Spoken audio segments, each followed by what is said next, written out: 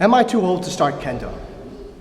It's a simple question, but the answer is complex. I had asked myself this question when I was 42. I was worried that starting a martial art that late in my life would prove to be too much for my body.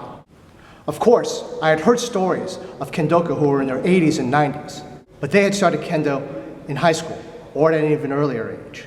They had decades of practice to compensate for aging.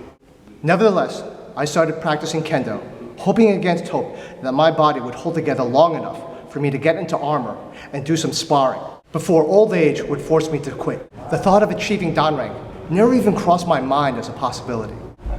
It's been almost 8 years since I asked myself that question, and I've gone beyond the Shodan rank that I thought was impossible when I first started Kendo. I've also met a number of Kendoka who started when they were older than I was. The oldest started when he was in his 60s and achieved 4th Dan in his early 70s.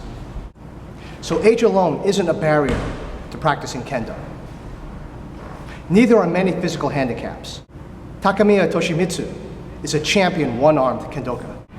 And I know of one 6th Dan who has no legs. 3 years ago, I was soundly beaten in a match by someone who had a pacemaker in him.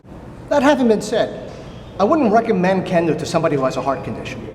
Kendo is a significant aerobic workout, and the blows in Kendo would also lead me to recommend that people with cerebral aneurysms and aortic dissections avoid Kendo as well. Mind you, if you have any of these conditions, you should probably avoid contact sports altogether.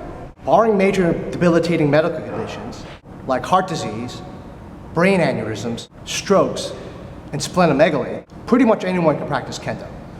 Age, weight, and physical disabilities are not absolute barriers to starting Kendo. But remember, I'm not your doctor, so get checked out by one before you start.